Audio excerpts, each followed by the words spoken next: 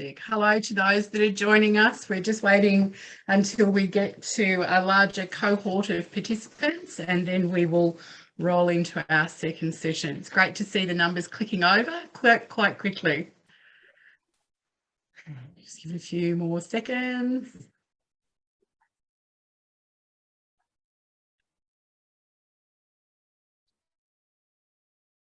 Fantastic.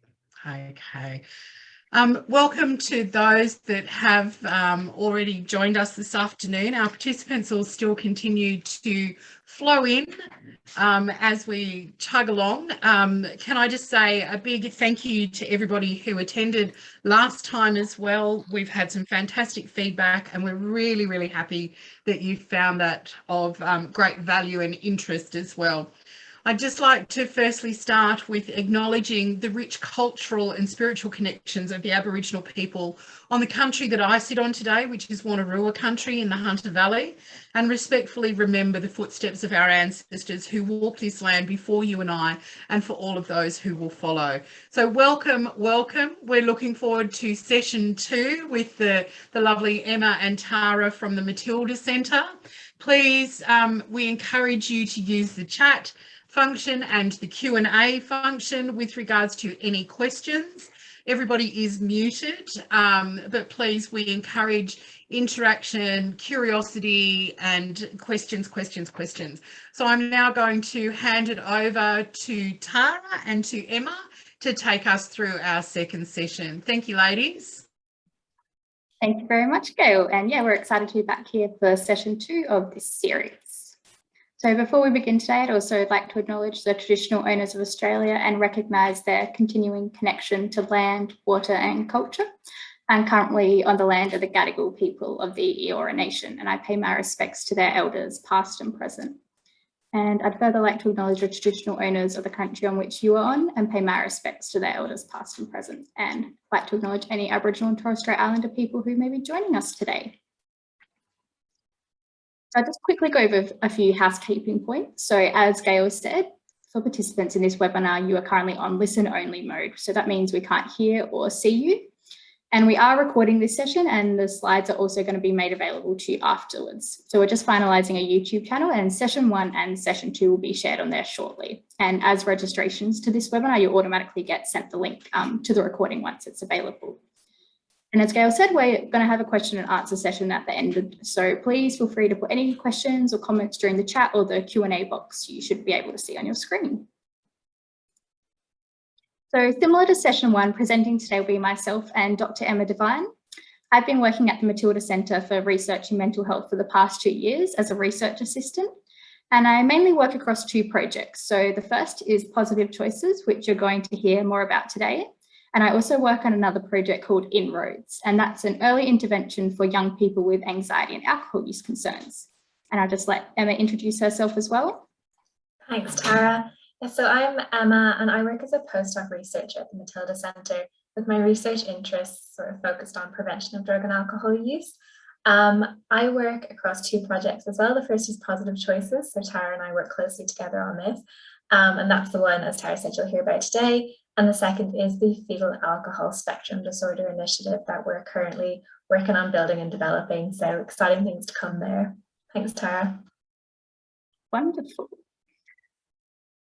So a quick bit about this 4-part webinar series. So a fortnight ago, we had session 1 and we covered what is primary prevention and what does effective prevention look like. And then today's session is going to be looking at the drug and alcohol prevention website called Positive Choices, which we run here at the Matilda Centre, and an overview of the prevention programs and resources that Positive Choices has available.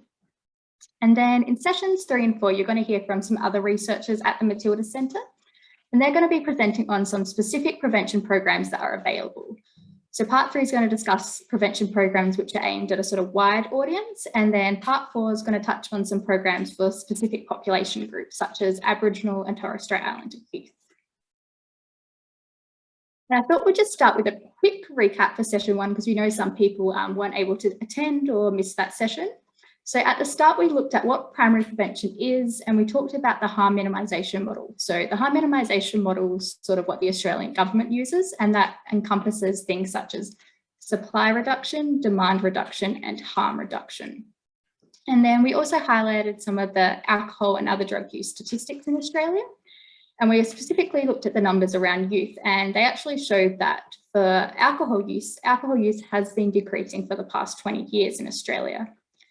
And then Emma discussed the importance of prevention, which I'm sure everyone here today is well aware of. And we also looked at what ideal prevention should be and talked about how it's good to be targeting youth when we're trying to be targeting alcohol and other drug use before it begins.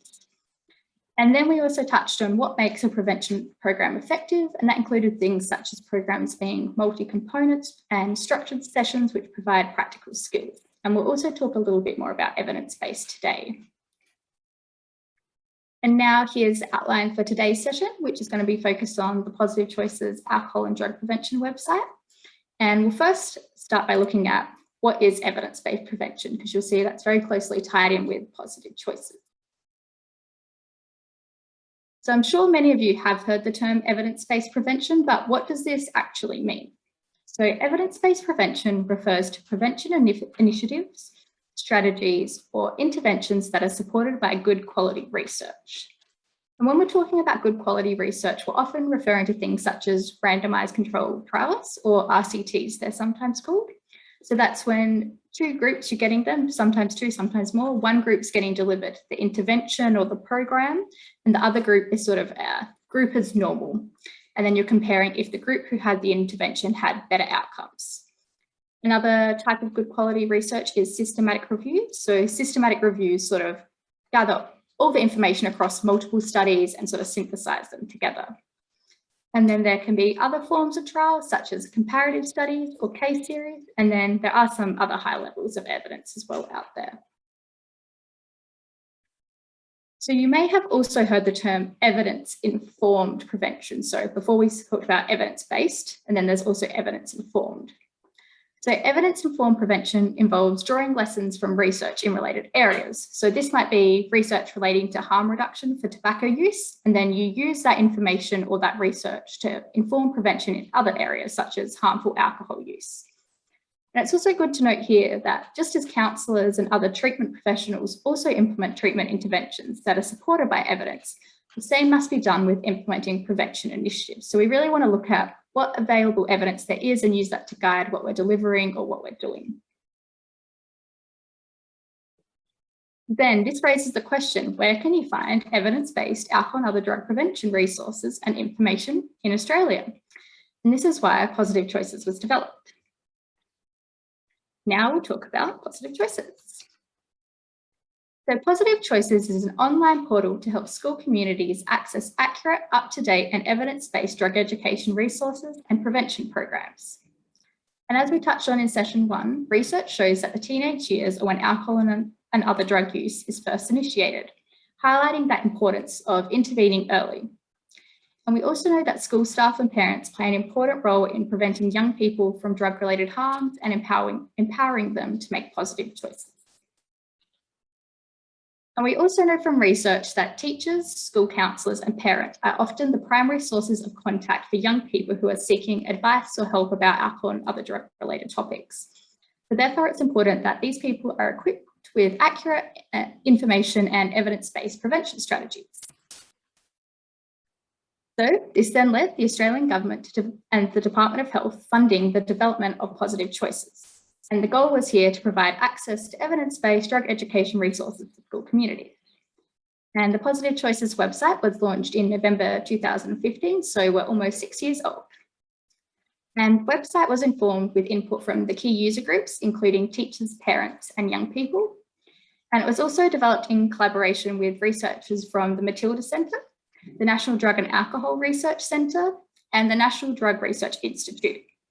And now the ongoing maintenance and expansion of Positive Choices is managed by us here at the Matilda Centre at the University of Sydney. And here we have a screenshot of the Positive Choices website for those who aren't familiar, and this is a screenshot of our homepage.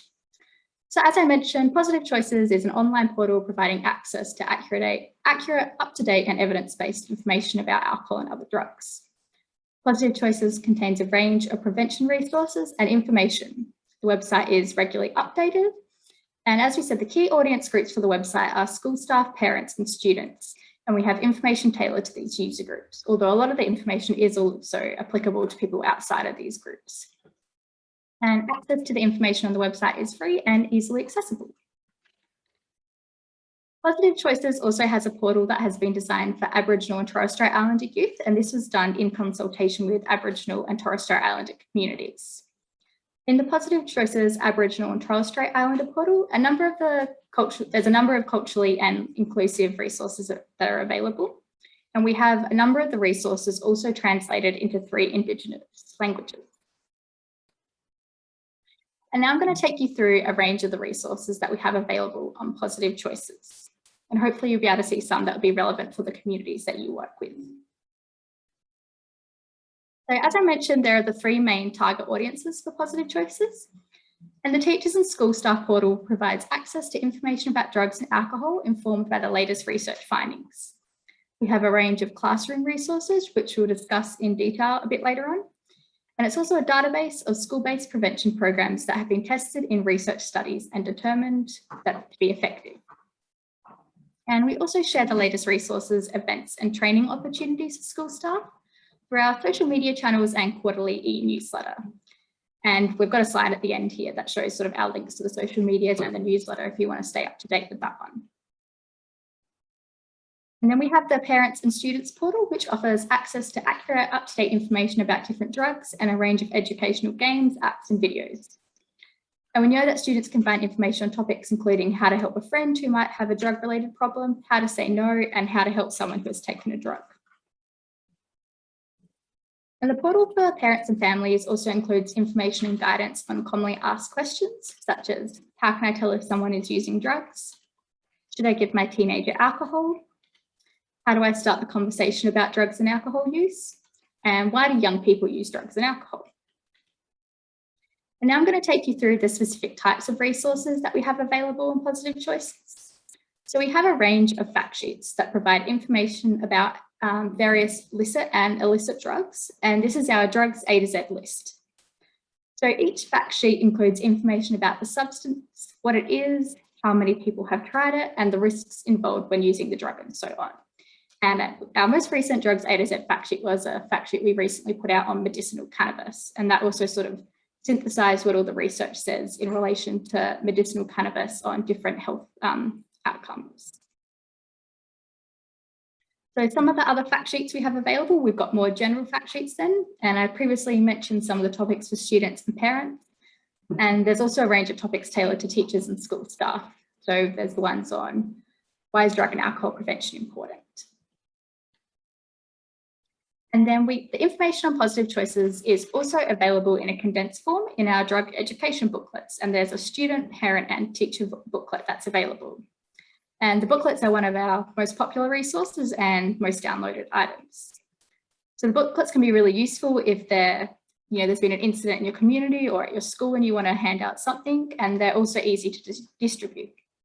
And the booklets are free to order and they have free delivery anywhere in Australia. And to date, we've distributed almost 290,000 booklets. And I've just put the link on the screen there if you are interested in looking at the booklets and ordering them.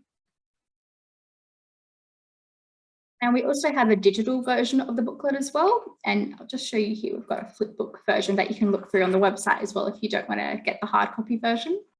And this is just a screenshot here of the teacher contents page to sort of see the content that the booklet includes. And then another resource that I'd like to tell you about that we have on Positive Choices is our webinars. So each year, Positive Choices runs 3 webinars covering a range of alcohol and other drug-related topics.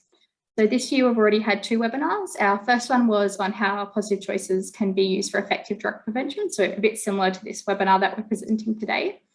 And then we also had a vaping and e-cigarette webinar, and that one was really popular, and we had over 2,000 people register. And our third webinar for the year is actually next Tuesday, and it will be on risk-taking amongst teenagers. And if you're interested in this, or if you're a parent or someone who works with teenagers, you can just go on the Positive Choices website and register for that one as well. And in these live webinars, they're facilitated by the Positive Choices team, but we have guest speakers from the alcohol and other drug field giving the presentations. And they run for approximately an hour, and we have a Q&A session at the end as well. We also record the sessions and they're uploaded to our YouTube channel and made accessible through the Positive Choices website. So if you want to go back, you can watch any of the previous Positive Choices webinars that we've run as well. And you can find out about upcoming webinars that we have through our website and quarterly newsletter as well. And the next resource I'd like to take you through are our educational games. So educational games are promising and in some cases have shown demonstrated benefits for prevention. And they can be associated with increased motivation, engagement, and knowledge acquisition. So games such as Pure Rush, which is this first one on the screen here, and the Reconstructors, which is this third one here, have been actually evaluated in research studies and shown to have prevention benefits. And games can be a fun and interactive way of engaging young people in drug and alcohol education, and particularly for those who might not be receptive to traditional modes of learning.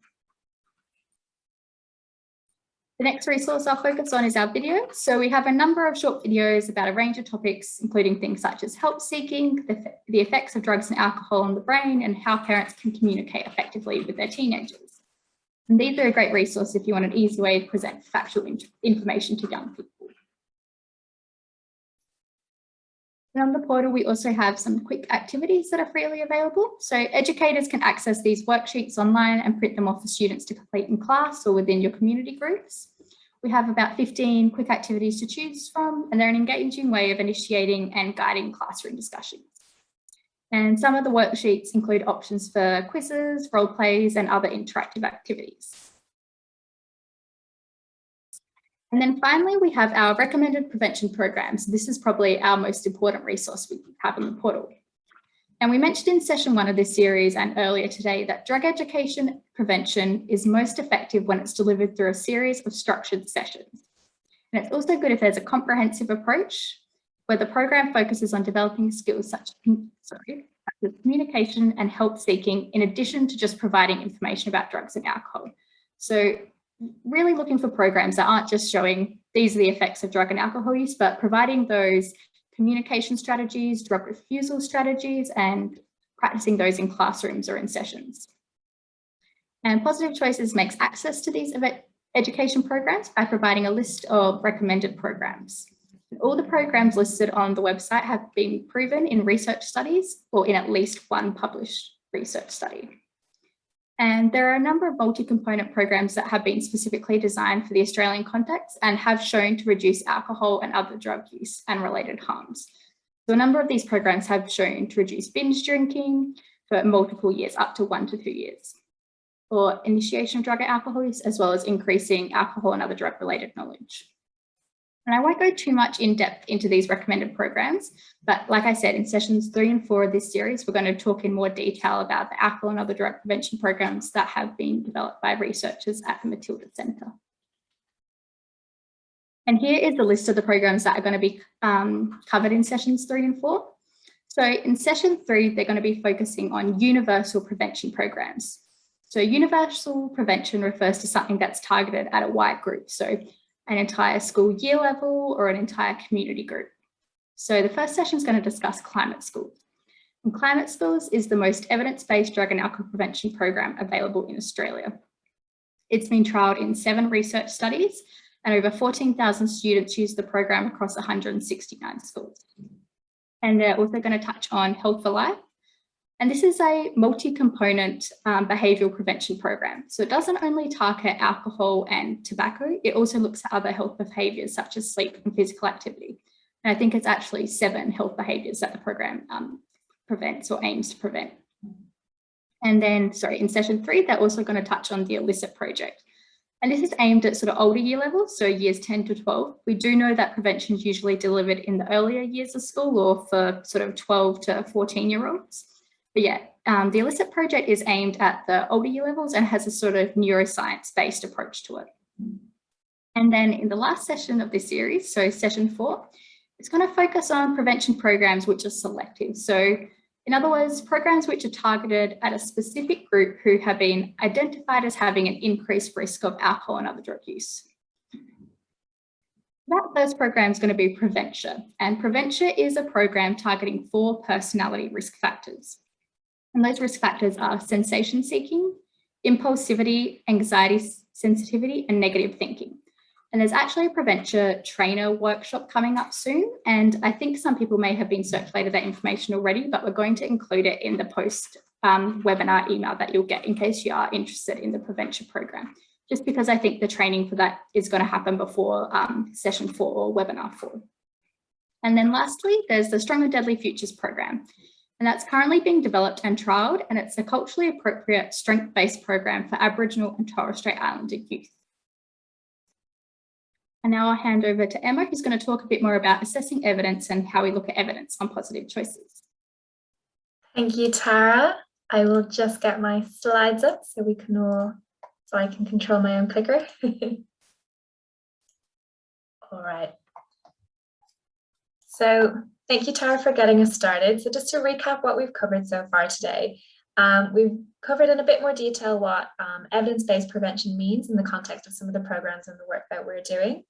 We also got a great overview of positive choices, and we outlined how there are resources catered to various different populations, including teachers in schools, parents, students, and other culturally sensitive materials or culturally appropriate materials are on there as well. And then Tara really helpfully ran us through the sort of different types of resources that are available as well. So text-based resources, video-based resources, which might be relevant or more useful in various different contexts that you might find yourselves in. What I'm going to move on to today is a discussion around how positive choices assesses evidence itself. So obviously, it's very important to us that we are producing and putting online evidence-based resources, but we don't want you to just take our word for it that they are evidence-based. It's also really important for us that our users understand the process that we use for assessing resources that we post online, and also that we display and make very transparent what conclusions we have come to, so that users can make their own decisions as well. So in order to do this, there's a couple of things that the Positive Choices website does. And the first is that we provide information on who has developed specific resources that we post online. So in the example that I've just got up here on the slide, we can see that this is I'm not actually sure it says it's a video, but I can tell you it is a video resource on energy drinks. And we post as well that the developers of this video resource are the Australian Broadcasting Corporation, so ABC. And that sort of would mimic quite closely a similar process that is used for academic papers, where authors are required to disclose where their funding came from and if they have any conflicts of interest when it comes to the research and the findings that they're conducting. But the question is why is this information important when it comes to evidence-based resources? And it's really important to know the motives, the interests of the developers or funders of research. They may have a particular reason or a particular incentive for conveying a message in a particular way, or for designing a research study in a particular way, or even disseminating and communicating research in a specific way. And having this information ourselves makes it easier for us to make accurate evidence-based judgments. And just to give a real-world example of why this is so important for us, I just want us all to maybe cast our minds back, probably before a lot of us were too in this space, that's for sure, but casting our mind back to what we know about tobacco industries funding tobacco research. And so between the 1930s and the 1950s, especially, there were a huge number of advertisements that were supported by doctors or dentists, and I've got some phrases that were used on these advertisements. So the first there is that over 20,000 physicians were saying that X brand of cigarette was less irritating on the throat. Other doctors were recommending cigarettes as helping for asthma, and other medical specialists reporting that there were no adverse effects of smoking on the nose, throat, and sinuses of users. And what's known today is that tobacco companies were engaging in really questionable practices here, where they were commissioning research to really complement their own agenda, which is to sell more cigarettes and have more people smoking cigarettes. And in some cases, they even would go so far as to alter research data or outcomes to fit their needs and their requirements. So knowing that, say, a tobacco company where the developers or the funders of a piece of research or a resource means that we can compare that against, say, another resource that we have that was maybe developed by an independent body, and just compare them and, you know, weigh up sort of where we want to put our trust a little bit more. And it is a similar idea when it comes to alcohol and drug use. So it would be important for us to know and to disclose if a resource that we had on Positive Choices was, say, funded by, you know, someone in the alcohol industry versus an independent body, and to make sure that we might be taking a sort of a closer look or keeping a bit more of an eye on those that are funded by someone who has a vested interest in the outcome as well. So the second thing that Positive Choices does to ensure that we are sort of communicating and are transparent about the evidence base of our resources is that we provide information on the evidence that we have used to support research. So this comes in the form of if we've used other research studies to sort of brought them together into, say, a fact sheet, we'll include a list of sources that we've included so that anyone can go and have a look at these papers themselves and see that they are saying what we claim that they're saying. And for other resources, like, say, a video or something like that, we might instead provide a justification and explain who sort of maybe reviewed that document or reviewed that resource as well, and what their sort of standing is in that space. Lastly, the third thing that Positive Choices do is we have our medal evidence rating system. And the aim of this is to provide an easy shortcut way of understanding the evidence behind a resource. So, you know, quite intuitively, resources with the strongest level of evidence get a platinum medal compared to those with all the way down. Don't even think these are in the right order, are they? But just to give a bit more information about the 4 medal ratings and explain how a resource would achieve or acquire one of these medals. So the first is the platinum medal, and this is the highest rating a resource on Positive Choices can get. And a platinum medal means that this resource has been tested in schools and it's shown to change students' alcohol and drug use behavior or an associated harm, so mental health or aggression, for example. This will be supported by multiple randomized controlled trials. So as Tara has sort of talked us through already, but just to recap, a randomized controlled trial is an experiment where the impact of, say, a program is examined in 2 different populations. So one population receives the program, the other doesn't, and you're looking to see what impact the program might have had. So there will have been, to receive a platinum medal, there will be multiple randomized controlled trials done on the program. A systematic review, which is where the findings of multiple studies are assessed collectively and an overall conclusion is made, will also have been done on this program, and will conclude that there is good evidence of the program effectiveness. So they're the 2 criteria needed for a resource to achieve a platinum medal. And currently on the Positive Choices website, there are 3 resources that have received this rating. The first is the Climate School Alcohol and Cannabis module and Alcohol module. So Climate Schools is a program you're going to hear more about in the next session in this series. The second program that has a platinum medal is the Booklet Life Skills Training program, and finally the European Unplugged training. So they are our top tier platinum, highest evidence-based programs on Positive Choices. A level down then is the gold medal. So a gold medal means that the resource has been tested in schools and shown to change students' behavior in terms of alcohol and or drug use and or subsequent associated harms. And this is also, in terms of what evidence we need to support this, we need at least 2 published research studies. So not quite the randomized controlled trial requirement and not quite that big synthesis, but we need at least 2 studies that both sort of come to the same conclusion on the effectiveness of the program. There are multiple programs on Positive Choices that have received, multiple programs and resources that have received the gold medal, but just an example of 2 is the Resilient Families and the Prevention program. After gold comes silver, as I'm sure we're all very well aware, but the silver medal also means that the resource has been tested in schools and has been shown to effectively change students' behaviour. But this programme or resource will only be supported by one published research study. So when we say published research study, it's still undergoing peer review, and it's still, been backed by that sort of criteria that we've spoken about before. And again, there are quite a few programs on the Positive Choices website that do have this rating, two of which are some of the other modules in the Climate Schools program, and also the Aussie Optimism as well.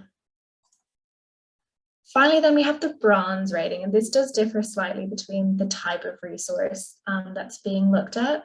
So whether it's a fact sheet that we're talking about or whether it's another resource type. So regarding the fact sheet first, a bronze medal indicates that this fact sheet was informed by the current research and has undergone expert review. So bronze is the highest possible rating that a fact sheet can get, but because the fact sheet doesn't, while provides lots of information about alcohol and other drug use, it doesn't actually target the behaviour and its associated harms itself. But applying some of the strategies that are outlined in a fact sheet may still lead to change, but it's not the overall sort of purpose or target. Instead, it's more about education. And then the bronze medal in the context of the other resources means that the resource has undergone expert review in-house at the Matilda Centre. So the resource has also been informed by evidence, but it's not been evaluated in a research trial, like a randomized control trial that we were talking about, to test whether it itself impacts alcohol and other drug use. So there's sort of the four different medals that you can have in our rating system. And we present these, you might have seen them on some of the resources that Tara gave a little screenshot of as well, so that the users can see the quality and the amount of evidence backing all the resources that are available in Positive Choices. And this is something that's really important to us. I also wanted to spend just a little bit of time touching on how we assess an evidence base, what are some of the things that we look at. So every year Positive Choices does a systematic scoping review. So this is basically where we go and we look at everything that's happened in the last year to see if there might be anything relevant for adding on to the website. So we do this once a year, and we then use this framework to assess if it's suitable for inclusion. So we've spoken a lot about evidence-based, which is the first part here, but it's not the only criteria by which we assess a resource for inclusion. There's also the impact and the utility that it has, how generalizable it is. It might be a really effective program, but it's not very applicable to very many different populations of people. And how applicable it is in an Australian context as well is something that we also take into consideration. So this framework is based on the National Health and Medical Research Council's level of evidence and grades document. So not just plucked out of thin air, but as you can see, we are evaluating across a number of factors, one of which includes the evidence base of a resource, in addition to the impact and utility, the generalizability and the applicability. So now that we have spoken about how Positive Choices assesses the evidence, it's good to bear that in mind if you're looking at any resources, good to consider if you want to apply any of them. But importantly, a lot of the sort of basic premises, I know most websites may not have sort of a medal ranking system, but those sort of basic ideas of, looking for an evidence base, looking to see who has developed or funded a resource, and, thinking about it and how it's applicable to your context are sort of foundation points and really good practice for looking at and examining any sort of resources you might come across as well. So the next thing that I wanted to spend a bit of time on was chatting about ways that we think the CDATs might be able to use Positive Choices. So the first and sort of most obvious, I guess, thing is to stay up to date with what we're doing on Positive Choices. Positive Choices posts a range of, we post when there's new resources available, If there's sort of new and exciting research that's coming out in the field, we'll also make that available to those who are following positive choices. And, you know, updates on the various programs that we're offering and things like that. So there's a couple of ways that you can stay up to date on some of those announcements, I guess. The first is to visit the Positive Choices website. So I believe that Mandy has really kindly put that link into the chat already today. You can also subscribe to the quarterly newsletter that Tara was speaking about earlier, as well as following us on Facebook and Twitter. So our handles are posted there as well. And as we mentioned last week, you can always get in contact with us via our Positive Choices email address if you have any questions that we might be able to help you with. But we had some more specific ideas as well that we wanted to have a little chat about. But I guess the important thing here is that we'd be really interested to hear your own ideas as well. Now that we've sort of gone through positive choices a little bit, if there's any other ways you think you could use it, we'd love to hear later on in the discussion for sure. So the first thing we thought of was about sharing the Positive Choices website with the people and communities that you work at. So there's so much information and so many resources on positive choices. So even just knowing that it's all there can be a really helpful kind of step to communicating some of all this information. Another idea we came up with was that you could encourage schools in your community to use some of the programs recommended on positive choices. So one of the things that we recently found in the literature is that while a lot of schools may be using programs for prevention, particularly in the drug and alcohol space, they're not all as evidence-based or as effective. So encouraging communities to use those that are of a stronger evidence base can be a really impactful thing as well. Tara mentioned the education booklets that we send out for free with free delivery that have a bunch of information in them, and they can be really handy just to have on hand or to sort of pass around. So the third idea we had was to order some of those booklets, and you can do that through the website as well. Oh, my apologies, that shouldn't all be grey on that first line. But the fourth thing that we came up with was to help communities understand the importance of evidence-based resources and recommend ones that are to them. So we've been talking so much about evidence-based, and we could probably talk for quite a bit longer. There's a lot to it, and the education side of that and the sharing of that knowledge can be really impactful as well. And finally, staying up to date with the latest alcohol and other drug prevention research can be another really good thing that you might be able to use positive choices for in terms of recommendations, some of the latest findings and things like that. So they're just some of our ideas, but as I said, this is an area where we really would love to hear your thoughts and your feedback, or anything that's maybe missing as well that you think would be really helpful on the website. We'd also love to hear from you. So the last thing that I wanted to cover today, or we wanted to cover today, was a bit about evaluating alcohol and other drug programs in addition to some assessment tools. So we've added in this section predominantly in response to a lot of questions and interest we were getting in the Q&A session of the last session of this webinar series. So we just thought it would be a good idea to provide a little bit more information on that in this one. So we've got some sort of best practice steps, I guess, for evaluating alcohol and other drug programs.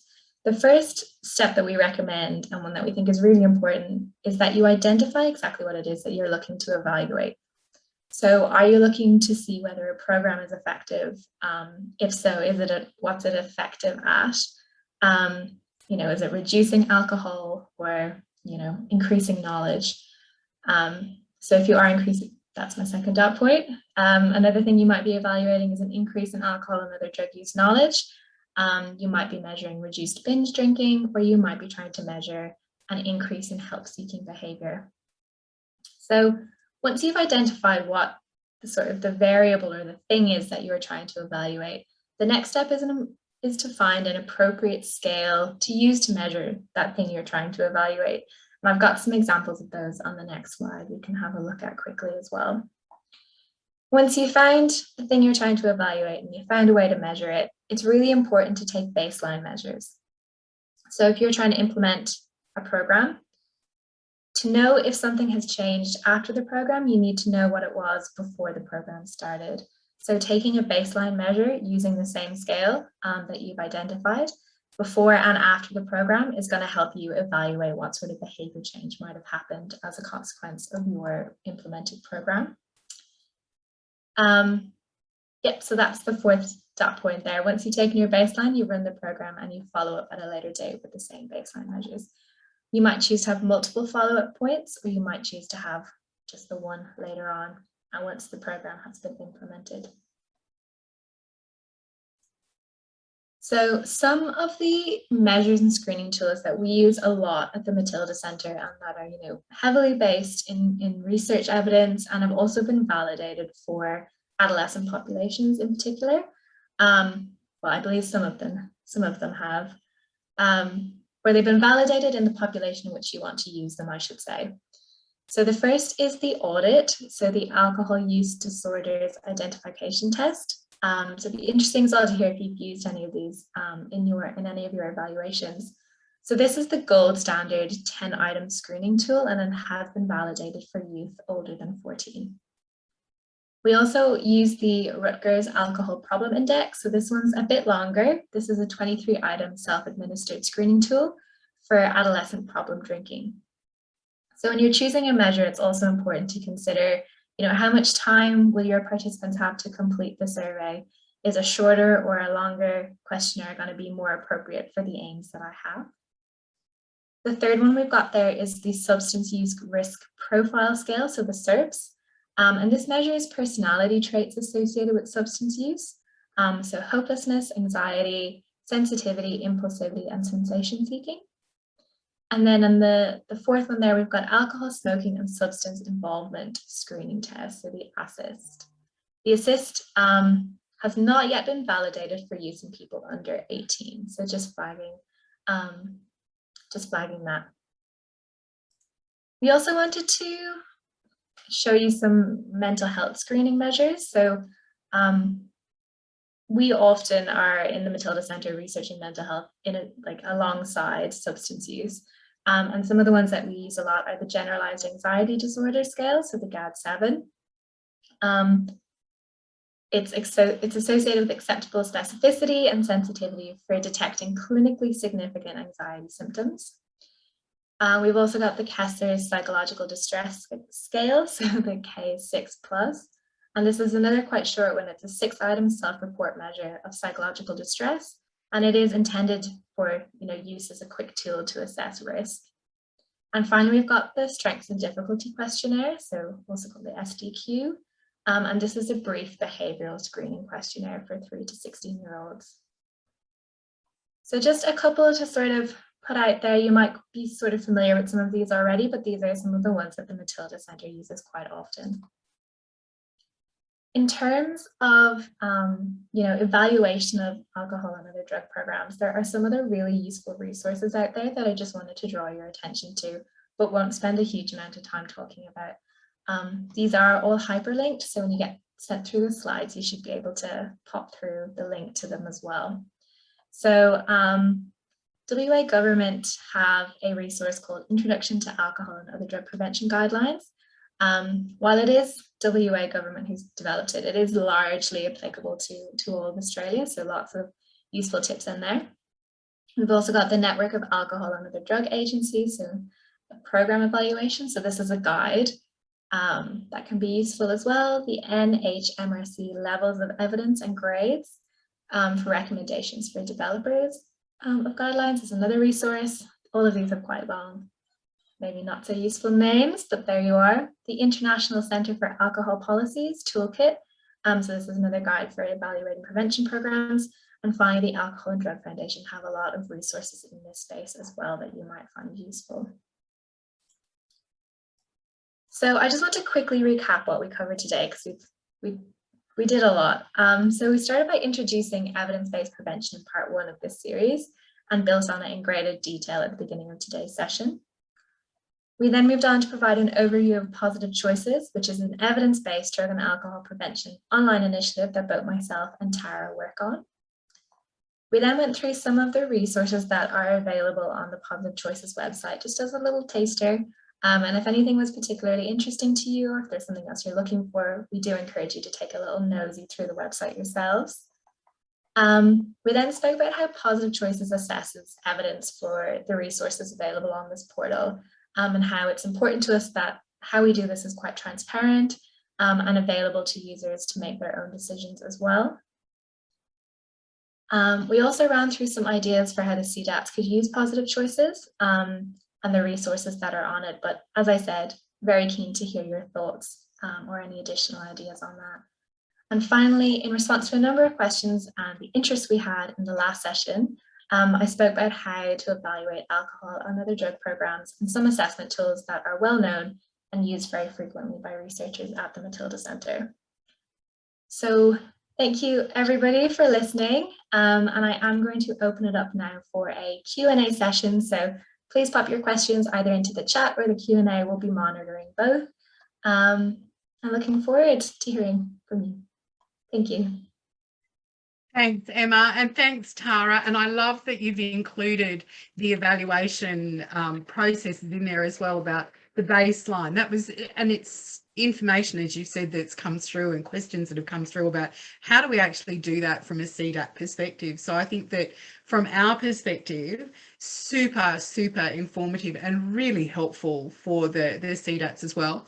One of the questions that we do have in there already from Jenny Atkinson is, oh gosh, my chat's just disappeared. Just give me a sorry, moment. that was me closing the screen, I think. Just thought it'd be Okay. nicer to see our faces than the red screen.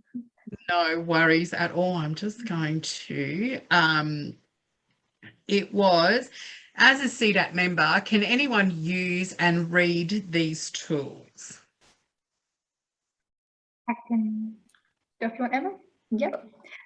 So those measurement tools that Emma mentioned about the drug and alcohol related ones and the mental health ones, they're all freely available tools. So you can basically just Google the name of the tool. So say the alcohol and drug use identification test, just Google audit, comes up with the 10 questions that include. So super easy to see what questions they ask, and then one, check if it's sort of the questions you actually want to be asking, and then including them in any evaluations that you're doing. And then the other slide that Emma had sort of with all those hyperlinked ones, again, they're just sort of PDFs with really great information that once we send around the slides, you can just hyperlink, double click on those and it will open up the PDF with the information for you. Excellent. Thanks, ladies.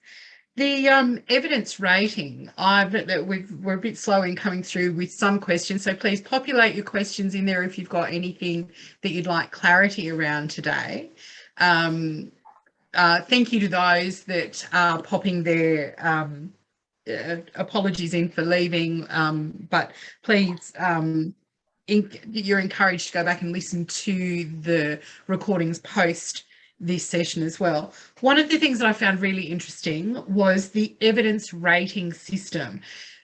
As evidence-based programs, what we're encouraging the CDAPs to do is to lean into those. So it's really fascinating to see the different varying levels of how it is that you actually rate those. So I found that really, really helpful, and just in the sense of you've got the differences of the programs and the fact sheet.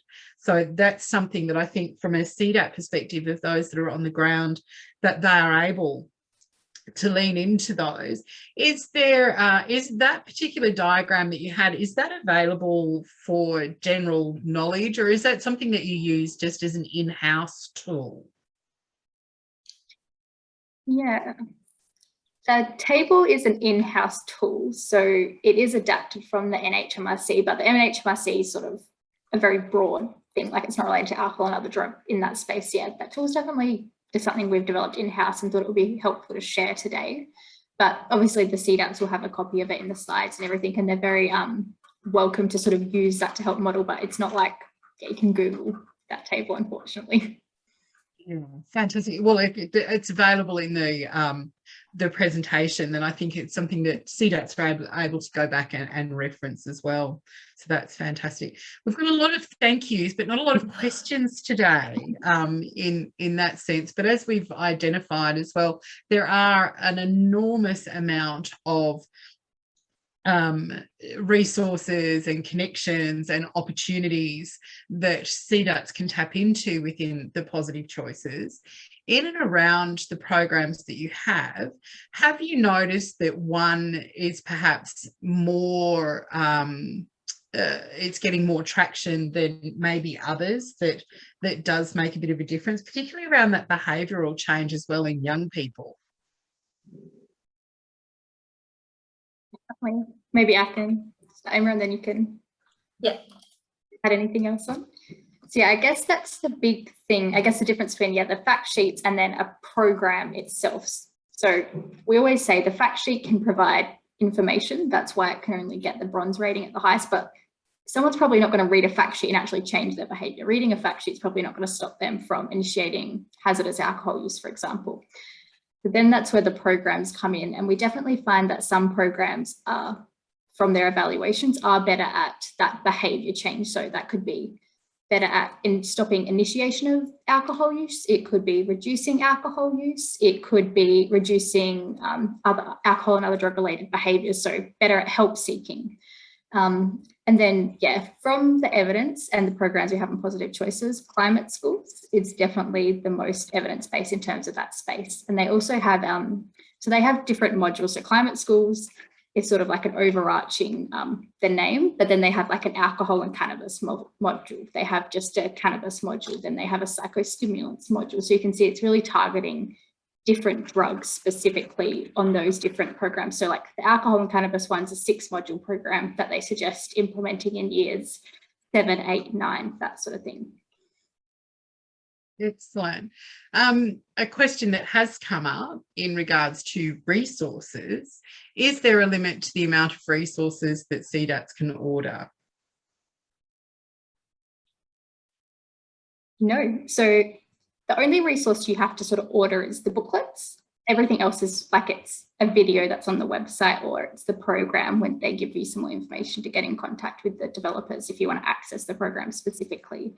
But in terms of the booklets, no, you can order as many as you like. Maybe not 1,000 or so, but yeah. Wait time might be a bit longer the bigger the order, but whatever number you're thinking eventually is probably okay. Yeah, excellent. And it is great to know that those resources are there at a cost that's neutral to the CDATs, but it's a way of actually getting that information out there as well, which is fantastic. Mandy's actually got a question, do you have any case study examples of programs, e.g. climate schools, that have been implemented in Australian schools? It'd be great to hear about whether or not what's actually gone on there. Sorry, my dogs have just started arguing in the backyard. No worries at all.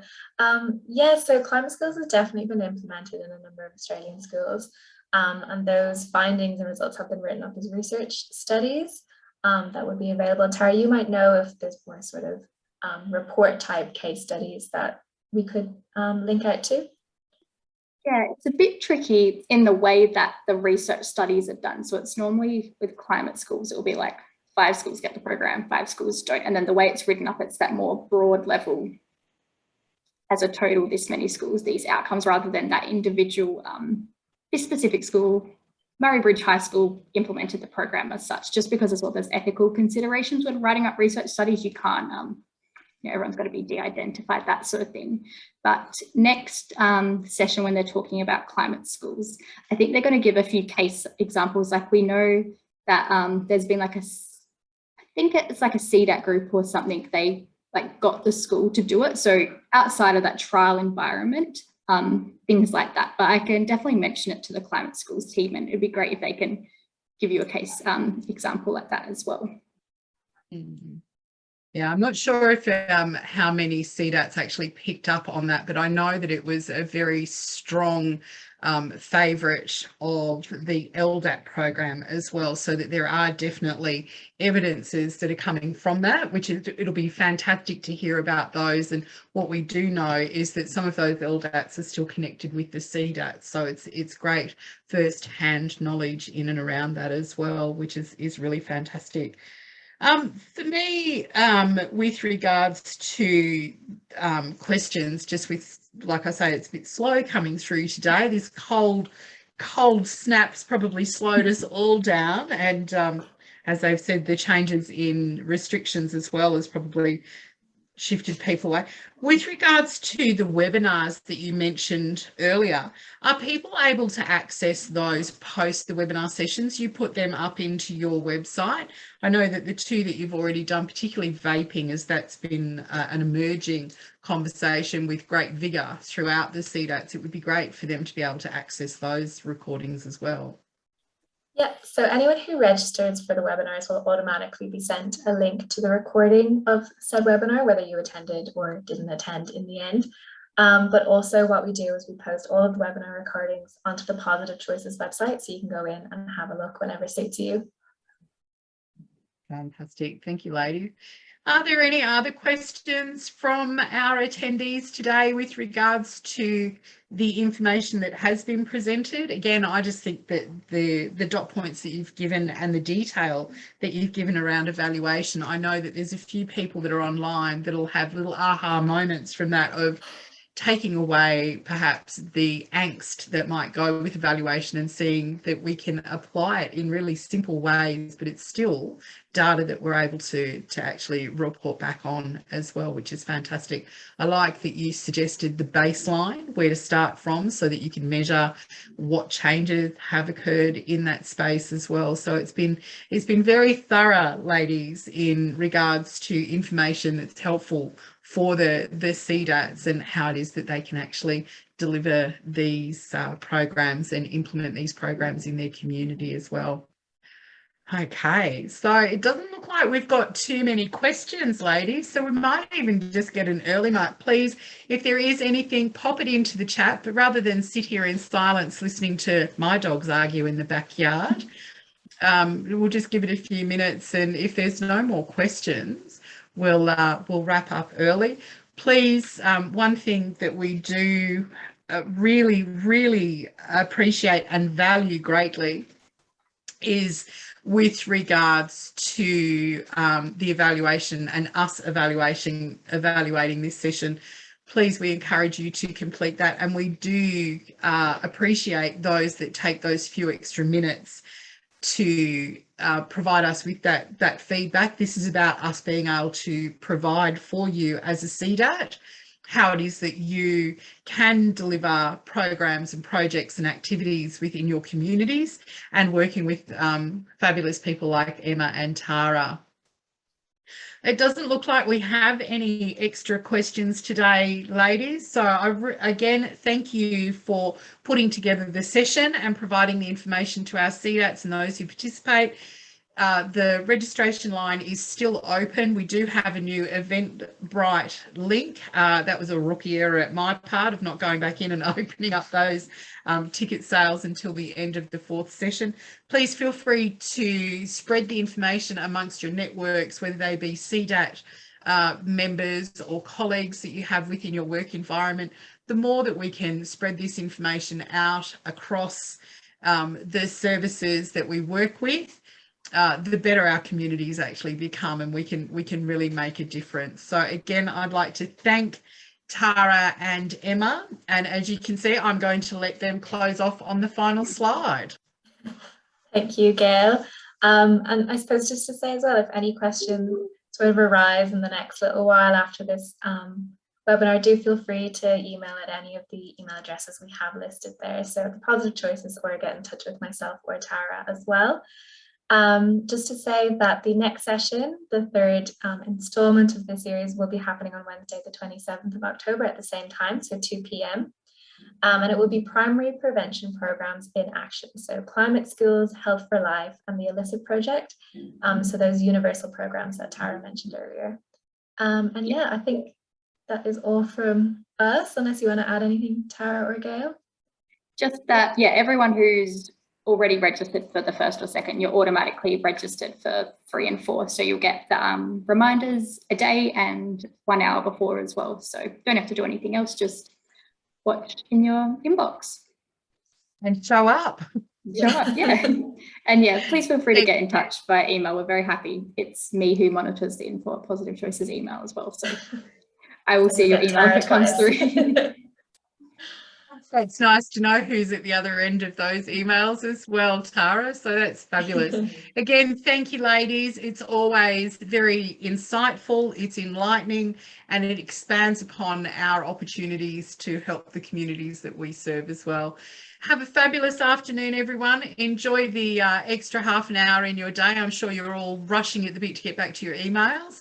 Thank you so much, and we look forward to seeing you all again in a couple of weeks. Bye for now. Thanks, Gail. Bye, everyone.